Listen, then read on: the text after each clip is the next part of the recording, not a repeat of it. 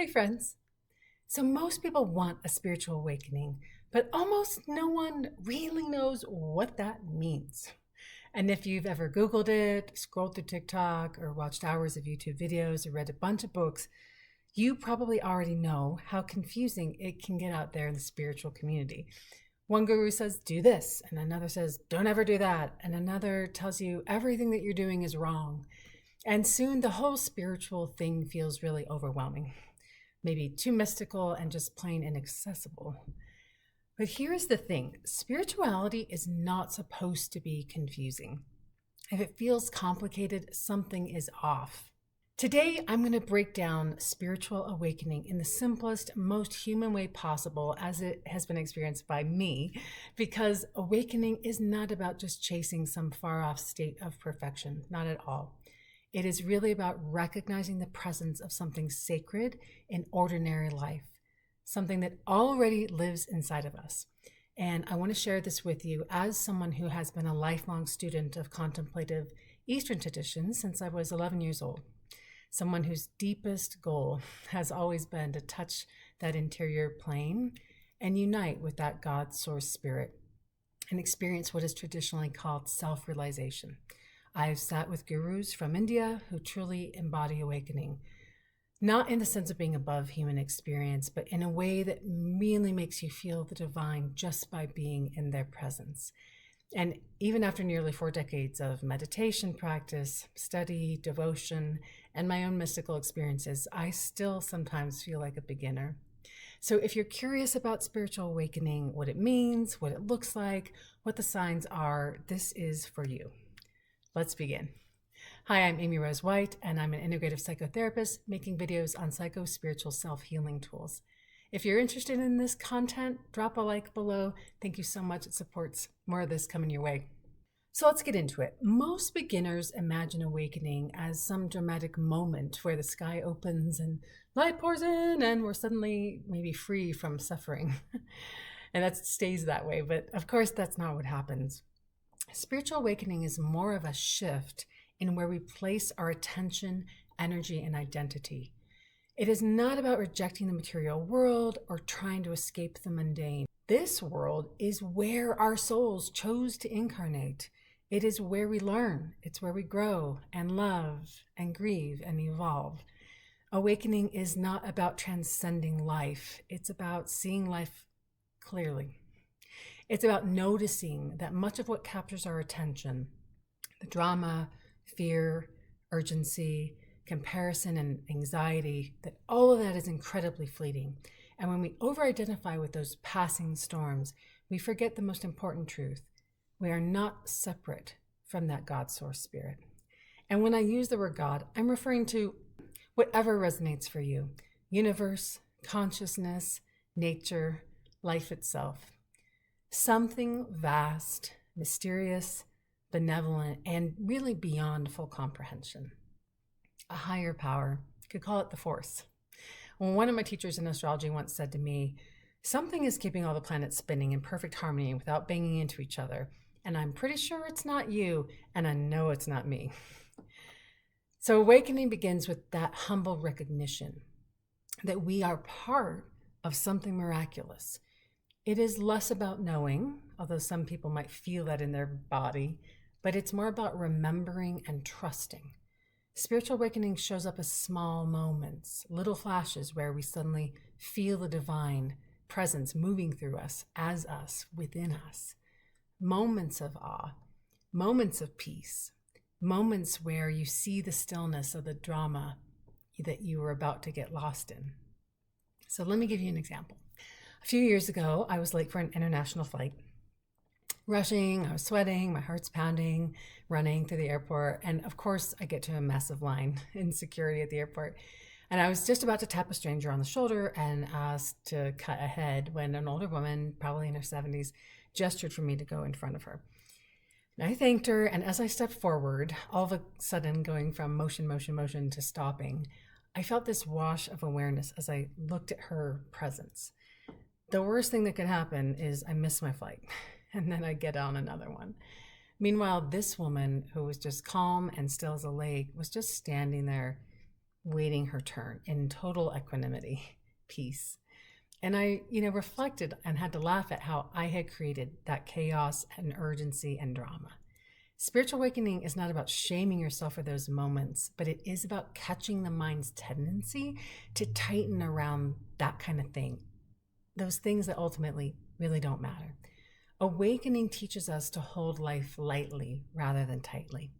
So if you're wondering how that could show up in your life or what that really means for you, let's zoom out. If awakening could be summed up in one sentence, it would be this.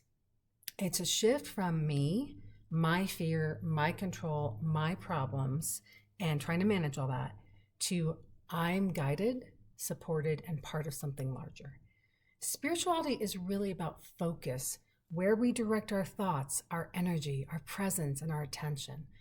Most of us keep our focus locked inside. Fears, anxieties, trying to control outcomes, trying to manage other people, trying to make everything predictable. But awakening invites us to loosen that grip and step into a more expansive awareness. It says, what if something greater is helping me? What if I'm supported in ways I can't see right now? What if guidance is everywhere and protection? And that's where symbols come in. So as a practicing astrologer, I see these symbols daily in the transits, progressions, as the archetypes are speaking to people through synchronicities. These tiny signposts the universe leaves along our path. And for those not into astrology, signs show up in many universal ways. Animals crossing our path, a person you were just thinking of calling you, running into someone that you just thought of, hearing exactly what you needed at the perfect moment, maybe a song even that's no one ever plays anymore that comes on at a grocery store, a solution appearing out of nowhere, a door opening where you feared that all were closed. Those are not coincidences. They are forms of support. And to begin a spiritual journey, your first invitation is simple. Start noticing the well-being already present in your life. Let me share how this changed everything for me. So after my divorce many years ago, I had a rental property that I'd inherited from family. And the tenants had moved out in December suddenly, which is the hardest month to fill the space. And the mortgage was not being paid the way I thought it was. And I'd been getting letters and calls from the bank that I had been in full avoidance and denial of. I was terrified. I was a newly single mom. I was starting my career over, and I was very overwhelmed. One day, a call came in, and for a reason I can't explain, I answered. And on the other end was the kindest man who said to me, Ms. White, we want you to keep your house. We can work with you. And I had never heard of a loan modification. I didn't actually know, I was quite young back then, that banks preferred to help you rather than foreclose because it cost them a lot of money. He helped me figure that out. Suddenly the right tenant came in. They got a roommate, and that house stayed occupied for over a decade. Not because I believed I could fix it. In fact, I completely did not. But I took one small action, just answering that freaking phone, and support met me. That same thing happened when I once got this $6,000 state tax bill that I wasn't anticipating and couldn't pay. And out of the blue, at the same time, I had a colleague that was awarded a grant and offered me a project paying $6,000 upfront to the exact dollar. Again, these are reminders that well-being is often dominant. We just don't see it because we're looking at the problem rather than for the support. So awakening is shifting the lens and learning to receive that immense amount of spiritual support that is absolutely always around us at all times if we just choose to orient to it. So let me organize everything we've talked about into 3 simple beginner-friendly pillars. 1, you're not here to become an untouchable Buddha. You were given a human body for a reason. We're meant to feel, you're meant to cry, we're meant to laugh and love and evolve. And truly, authenticity is actually a higher state of consciousness than transcendence or even like happiness. Awakening is not about being emotionless. It's about being fully present and open. Number 2, train your attention towards the bigger picture.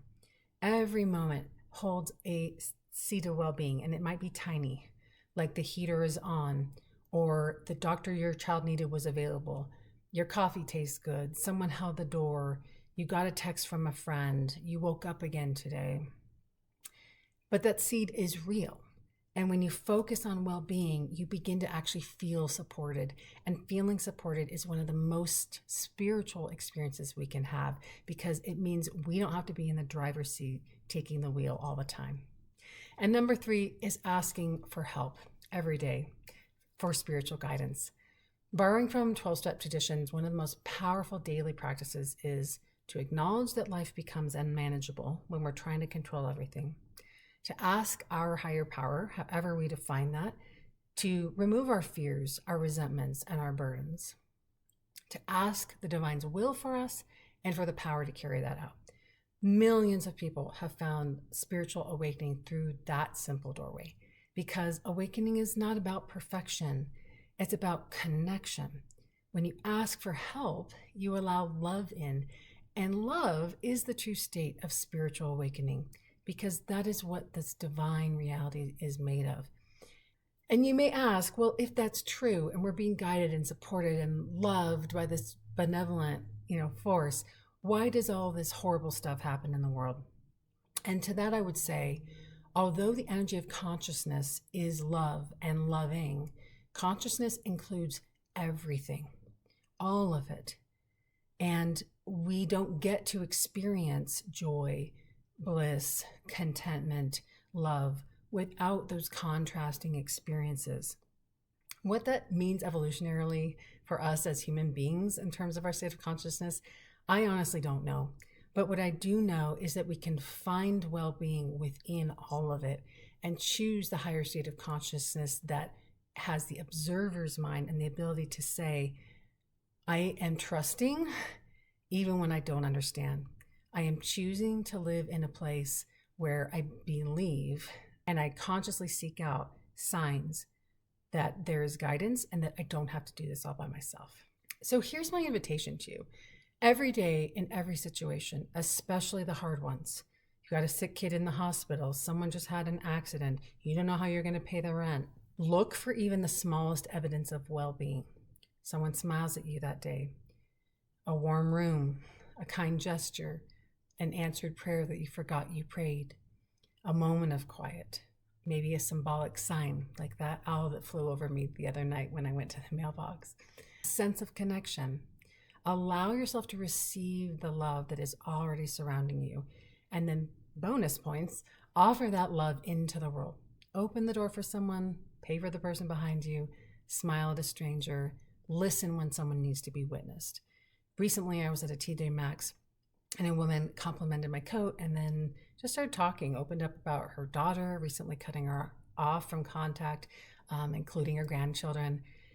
I did not try to fix her pain. I didn't offer advice. I certainly didn't put on my therapist hat, but I simply witnessed her. And she thanked me, with tears in her eyes after she shared. To me, that is spiritual awakening, being a loving presence to ourselves and others in small, everyday moments. If you like this video, I bet you'll like this video right here. Thanks, and I'll see you next time. Bye.